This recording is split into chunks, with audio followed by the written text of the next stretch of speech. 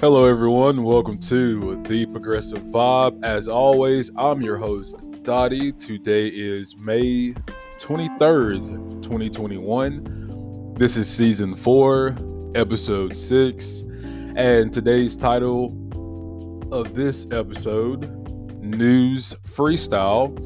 And in today's show, we will be discussing a Business Insider article that reads, Trump plans to start holding campaign rallies within weeks as he hints at plan to launch 2024 presidential run.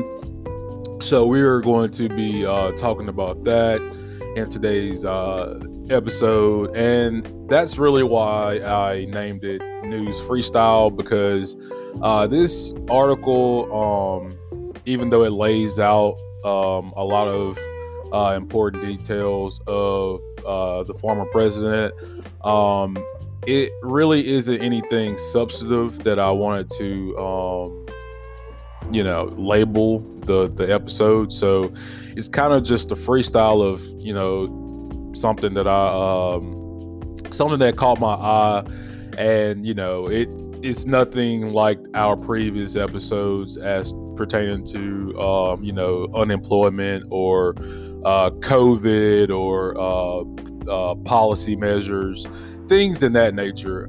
So it's more of a freestyle. So that's why I named it News Freestyle. But it's we're still going to discuss a read and discuss a article. And of course, in the second half, I will be giving you guys my analysis on the article.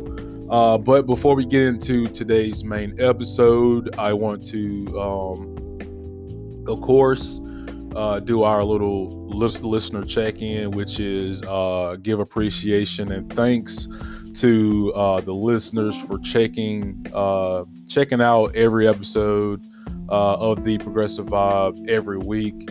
Without you guys, it wouldn't be any show.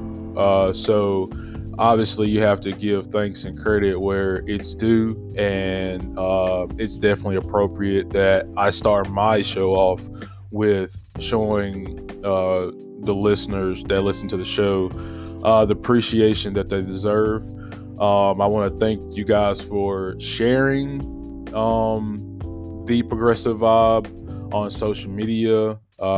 As you guys know, that's the most effective way to get the word out, and it's free. And I want to thank the listeners who support the show in generous donations. I just can't thank you guys enough, and can't give you guys enough of the appreciation for that. By doing that, you help sustain future episodes of the show. So again, guys, the ones who listen to the show, the ones who share the show on social media, and the ones who donate to the show, it's all greatly appreciated. And I just want to again take time out before we start today's program and give you guys thanks on that. And so let's do today's podcast plugins. Before we get to that, I hope everyone's doing well. I meant to say that when I first read out the title. I hope everybody's doing good out there. I hope everyone had a great week, is having a great weekend. And on that note, yes, let's get into the podcast plugins. So the first podcast plugin is by WordPress.com. If you want to grow your audience with a podcast website, WordPress.com is the place to do that. Again, if you want to turn your podcast into a blog to help grow your audience, WordPress.com. And this show is sponsored by Anchor.fm. Anchor is the easiest way to make a podcast, and that's the main point. that's it. It's just the easiest way to make a podcast. As you guys know, the Progressive Vibe, that's how I made my podcast, and it's super, super simple, super, super easy. And they have support if you need it to, help you make your podcast decisions. And again, that's Anchor by Spotify. And if you want to check it out or make your own podcast, go to anchor.fm.com. And on that note, guys, also, if you have something you want me to discuss on the podcast, you can use the hashtag TPVIBE. That's TPVibe on Twitter, or you can send a message from the contact form on the show's website. The show's website address, The Progressive Vibe 184-970-366.wordpress.com. Also, if you want to stay in touch with the show, you can enter your email address in the Stay in Touch box on the podcast website to get every new episode delivered straight to your inbox. And if you want to help us make the show, you can donate to the show if you like. By making a contribution, you will help us make stories matter. And again, you can do all of this on the podcast website, The Progressive Vibe 184-970-366.wordpress.com. And on that note, guys, let's get into today's show.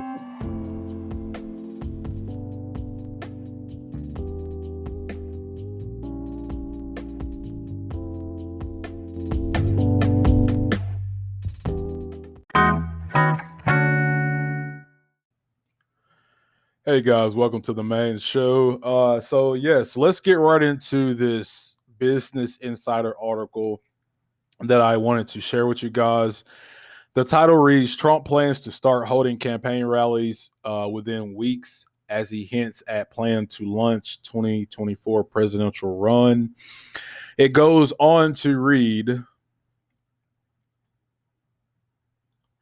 a source told the Post that 2 rallies were being planned in June, while a third would take place around the July 4th holiday.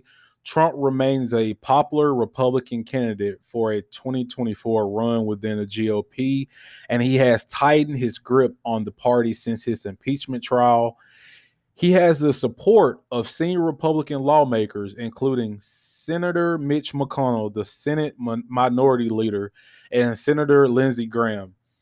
Liz Cheney, who has reportedly criticized Trump for his efforts to overturn the election result, was this week ousted from House leadership by colleagues who were angered by her criticism of Trump. Senator Mitt Romney, who has also criticized the president, was booed and called a traitor by members of the audience at Utah's GOP conference earlier in May.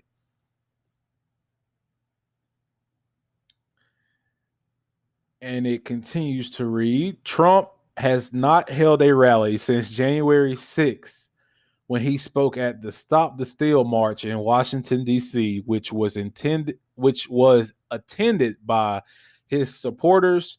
Hundreds of them went on to violently breach the Capitol building in an attempt to overturn the presidential election. The attempt siege resulted in 5 deaths and saw Trump face an impeachment trial in which he was acquitted.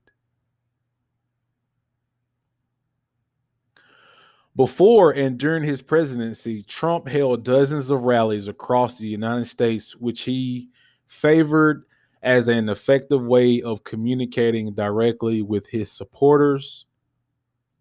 The former president has repeatedly indicated that he could run for office again in 2024.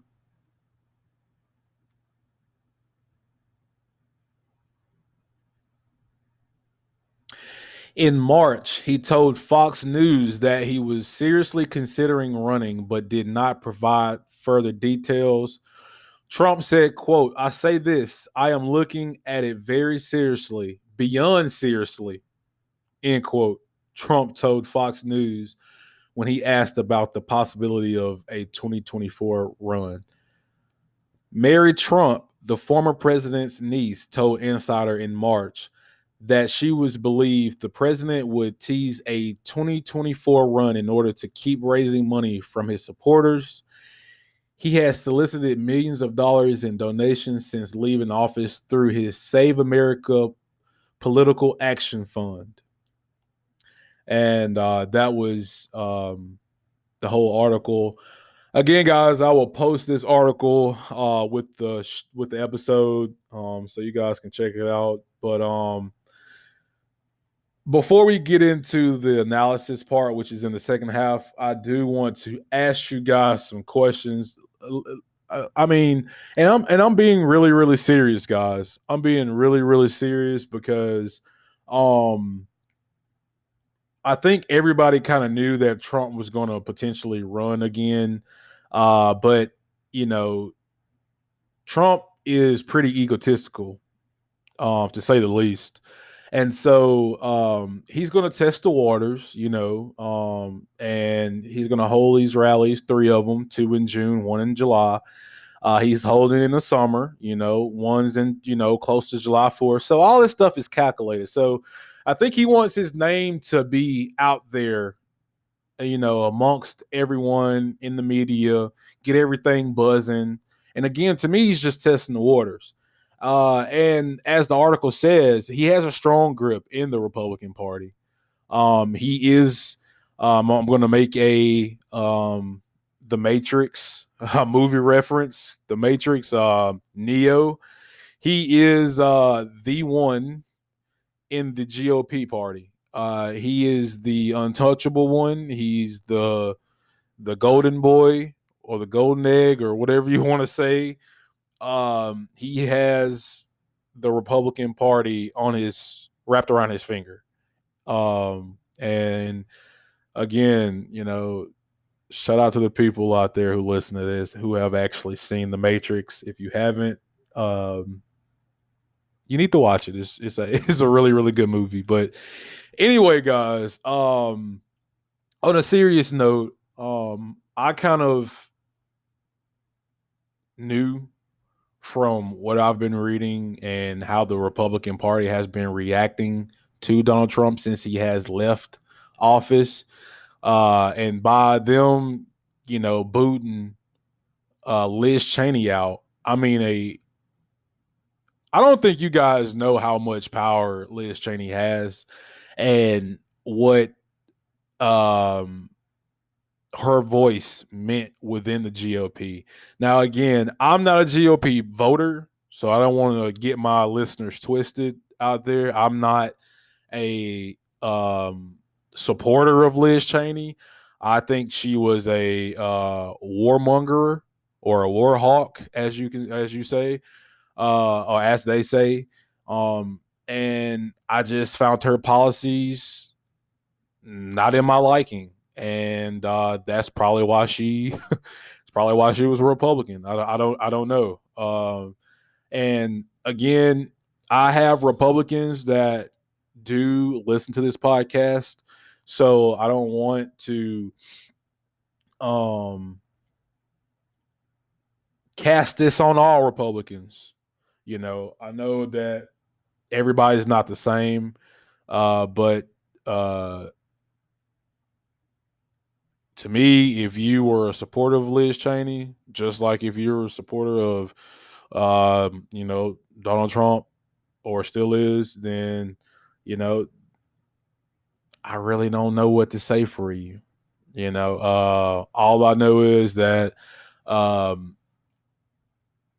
I'm just an independent voter. I'm an independent thinker, and I will give credit what credit's due on either side, but I'll also call out either side. That's what this show is about. I mean, that's just how we roll here at the Progressive Vibe. I mean, we give progressive viewpoints. So this is a you know, this is a progressive viewpoint podcast. So that should give you to me, that should give if it's your first time listening to this show, That should give you your answer of where I do stand when it comes to my political ideology, when it comes to policy and and laws in our country. But again, that's my semi take from it. I will um, use this first half to uh, pose questions for the listeners, though. And again, these are actual questions that I'm curious to hear from you guys. And again, you can use the hashtag TP Vibe on Twitter, or you can send a message on the podcast website. But anyway, the first one is: do you actually think Trump will run again in 2024? Like, do you actually think that um, he's going to care to run again in 2024? It kind of seems that way. Do you think that he is just wanting to milk this for all it's worth? Meaning making as much money as he can for, potentially, you know, lawsuit battles down the road, etc. Do you believe that the GOP party is aware that Trump still has total control of the GOP? I kind of think they do. Uh, I mean, them booting Liz Cheney from the House as Speaker, to me, that gives you your answer. But I'm curious to see what you guys think on that. And last one I'll pose for you guys.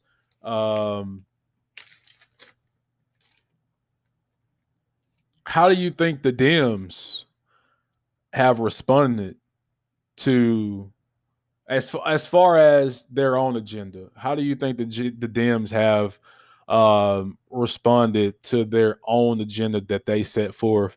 To me, and the reason that I posed this last question about the Democrats, even when we were talking about mainly the GOP party, is because it seems like the Democrats are just so committed on reaching across the aisle and looking for this imaginary bipartisanship. It's just amazing how they continue to worry about the GOP and not worry about their own agenda. I mean, you have Democrats and Republicans, voters that overwhelmingly think that there should be a higher minimum wage, student loan debt cancellation, a Green New Deal, universal health care. I mean, these are things that are vastly popular amongst the public, no matter what side of the aisle you're on. And the Democrats have won the White House. They have the House and they have the Senate by a slim uh, majority. And to me, they're just walking this fine line of, well, we're going to do this, but we're going to ease into this. And there's just no time for easing into things. The stuff that I stated, these are things that need to be done like now. I just seen the article that the Democrats are Biden administration is planning to negotiate down in the infrastructure, the size of the infrastructure bill. They're negotiating down in attempts to again try to get this imaginary bipartisanship from the GOP. And it said in the article that the GOP was still opposed to the new infrastructure bill proposal, even though it was slashed. even though it was cut. And so I think that the Democrats are going to be in for a rude awakening next year called midterms. And I'll be damned if they again make this excuse that it was the progressive wing of the party who were just won so much that it just turned a lot of voters away. No, no, no, no. Not this time. Not this time. Because again, it just shows, it's undeniable. It just shows that the American people have moved progressive. They just have. And instead of the Democrats, the moderate Democrats, the corporate Democrats, instead of them playing chess, they're playing checkers because they want to consolidate their power within the party. And it's going to come back and bite them. I'm telling you, it's just going to come back and bite them if they don't wake up. But when we come back, guys, we're going to have our social media break of the program. And again, I am curious to see what you guys think of what we discussed.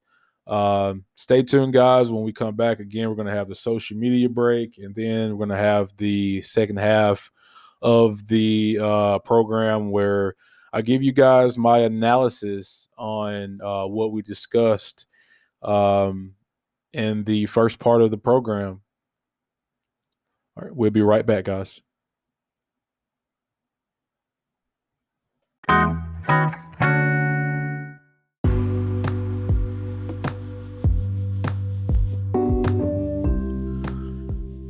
Hey everyone, welcome to the social media break of the program. Before we read some Twitter posts, I want to say this podcast is sponsored by Anchor.fm.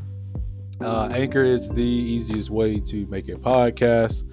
Again, if you want to learn more how to make a podcast the easy way, go to anchor.fm.com, learn more to get started.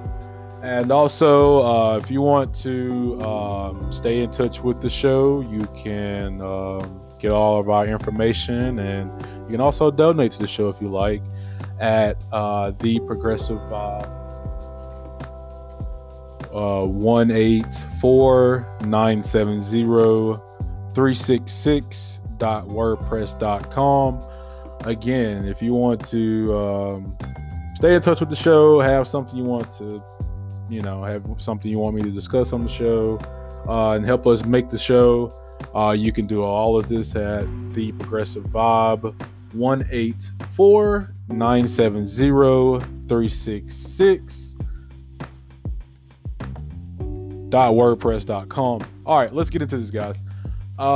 First tweet is by John Aderola. He says, I've never got anything even approaching a satisfying answer as to why Joe Biden doesn't cancel student loan debt today or tomorrow, literally at any time he can do it. Totally agree. It was another person who commented on his post that said, imagine waking up every day or every morning with the power to wipe out student loan debt with the stroke of a pen, and every day choosing not to do that. I mean, enough said on that. Just says on Twitter, so turns out the new friend I went on vacation with doesn't believe there was any insurrection. So vacation over 4 days early, friendship way over, mind blown. Sheesh. Yeah, I mean, I ain't telling nobody how to live their life, or again, who you can be friends or with and all that. But I feel where she coming from. I feel where she coming from. That's crazy though. Like to have somebody just see that, especially if they didn't seen it on video, um, and just be like, yeah, seems like they were just upset or whatever the excuse is. Yeah, I just don't. You don't live in a fact-based world or reality, so yeah, time for me to head out. Let's read another one.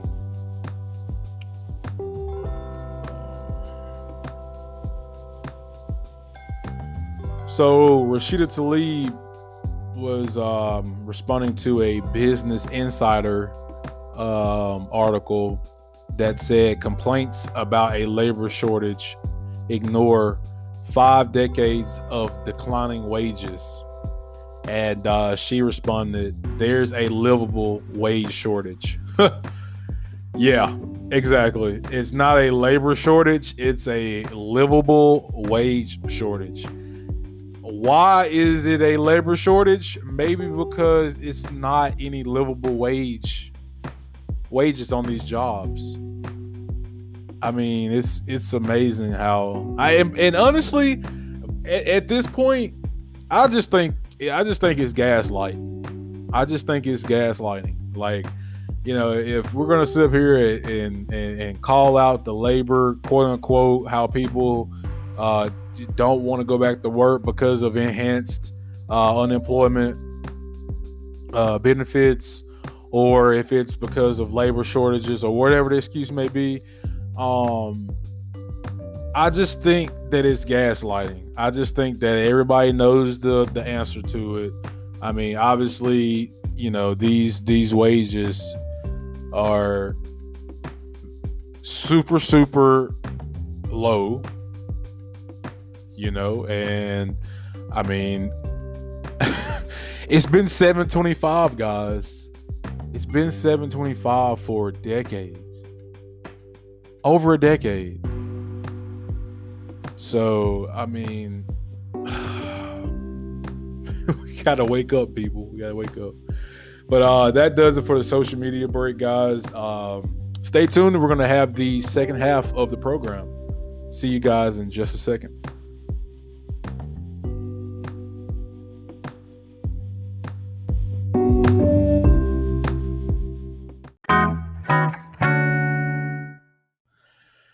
Hey guys, welcome back to the main show. So this is second half, and I wanted to give you guys my analysis on Trump potentially running in 2024. I pretty much honestly said the majority of what I wanted to say in the first half. That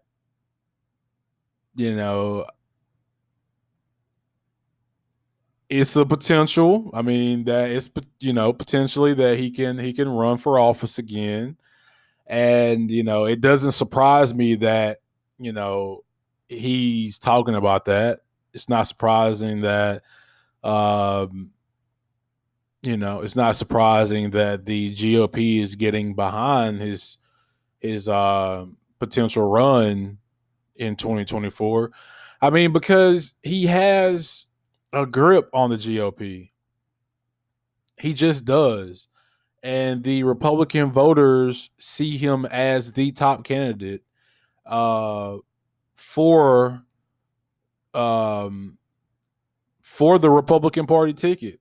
I mean, it's just a fact. It just is. And so now the only thing is, I think there's a couple caveats here.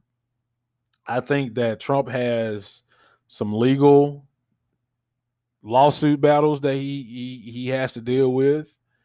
I think that it's a potential chance that Trump might not run because he just doesn't want to do the whole president thing anymore. And then again, I could be completely wrong. As I said in the first half, Trump is a pretty egotistical guy, and why wouldn't he want to um run for president again? His name's going to be out there. The media's going to be talking about him day in and day out. He's going to be able to do these rallies with these large amounts of people who support him that he likes to do. I mean, you can genuinely tell that he likes to do these rallies. But again, the caveats that I've stumbled upon that I feel like he's going to have problems with in these rallies is now that he's out of office, if he's going to continue to hold these rallies, he's going to have to pay for them himself. Like he's going to have to come out of pocket for this. And I just don't see Trump coming out of pocket for these rallies. I could potentially see him charging people at the door to attend these rallies, like a cover fee, if you will, or risking a lot of money. And it's pretty safe to say Trump isn't going down that road to lose his own money. Because I honestly believe that if he was to come out of pocket for these rallies, that he's going to hold these 3 rallies, I think that he would spend more money than he would gain. That's just, I think we can all agree on that. So it wouldn't shock me if he start charging cover fees at the door to attend these rallies. And that's just going to naturally turn a lot of people off. A lot of people like free stuff. And, if you're going to be having these rallies, potentially outside, things like that, they were free, when he was running for president. And a lot of his supporters would expect for them to be free again. And if they aren't, then that would potentially turn a lot of voters off and they wouldn't attend these rallies, thus losing him money for these rallies. That's why I feel like, again, he will potentially, either way, he's going to try to make money off these rallies. I think the other caveat is he might be using PAC money. And if he's going to use PAC money, we have to remember, guys, it has to be a legitimate political expense in support of a candidate or issue. Now, if they don't do that, then him and his campaign then risk violating FEC, which is, campaign finance laws. So it's a potential big legal liability that could accompany these rallies potentially. Again, that's the key word is potential, and if that's not the case, then there is a financial liability that will fall on Trump. And I just don't think that Trump's going to allow that to happen because I mean, we've all come to know Trump, and he's definitely not the type of person who is going to do something out of the goodness of his heart. He's going to find a way to turn that goodness, that potential goodness out of his heart, if you will, into a financial possibility. And again, the cover fees, the charging at the door, I'll be surprised if they don't have cover fees at these rallies. And I'm curious to see. I'm not curious to watch it, obviously, but I'm curious to see or hear about that detail if there was a cover charge. And again, these rallies are going to happen. Two's going to happen in June, which is right around the corner. It's next month. We're already at the end of May, pretty much.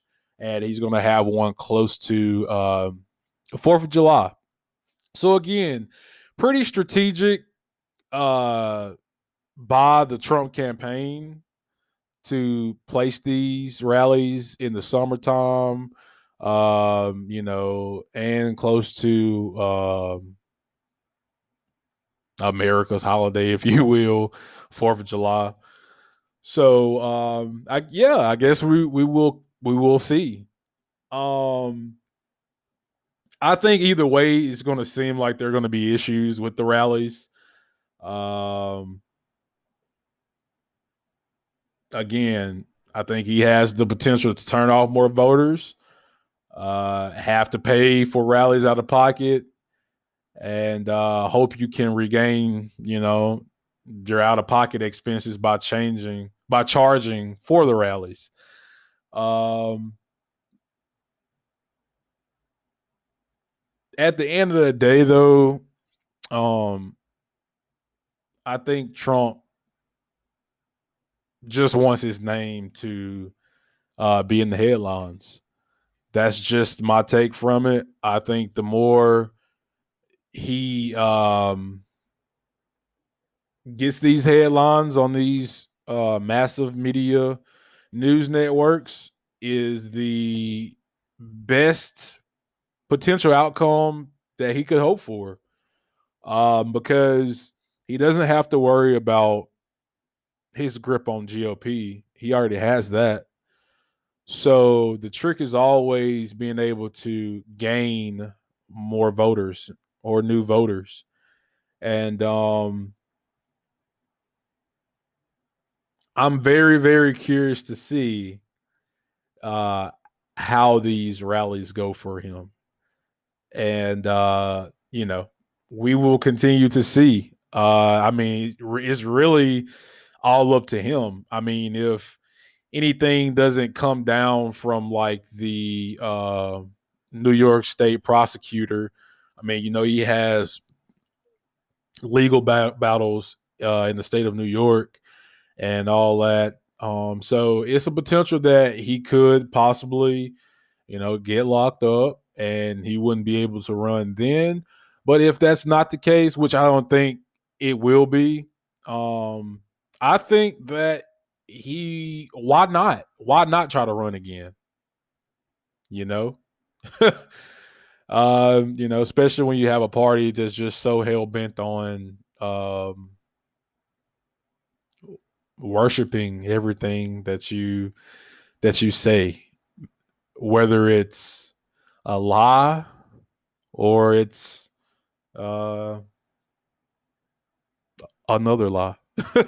I'm just gonna keep it at that, guys. As you guys could probably tell, I'm not a Trump fan whatsoever. Again, I understand why people voted for him in 2016, but uh, that doesn't make me a fan of Donald Trump because I'm not, and I'm not a fan of the GOP. Even pre-Trump, with George Bush or whoever else was a Republican president at the time, just not my forte. And Biden isn't my favorite president, even if he's a Democrat. Again, I have an agenda just like everybody else does, and my agenda does not consist of conservatism, nor does it consist of uh, being moderate into um, structural change for the better. I think that structural change is needed now, and I think the more that we put it off, is another day wasted. And again, as I said in the first half, the Democrats the Democratic Party is again making another mistake by continue to let these things fester and trying to continue to look for this bipartisanship from a party who is not looking to do the same. So that's my take from it, guys. I do think that Trump will run in 2024 if he's still able to.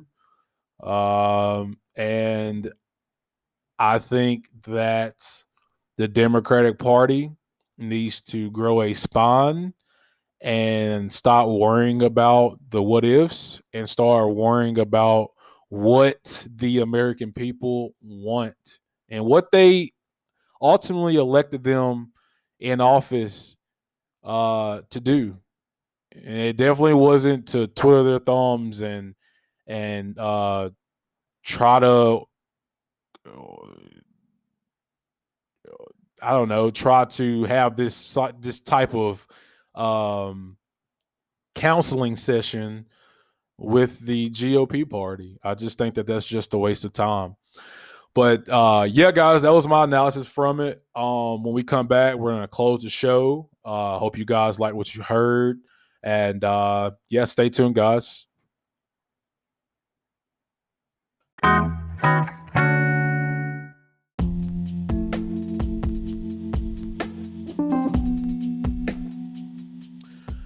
Hey everyone, that's going to wrap up today's show. I hope everyone enjoyed the program today.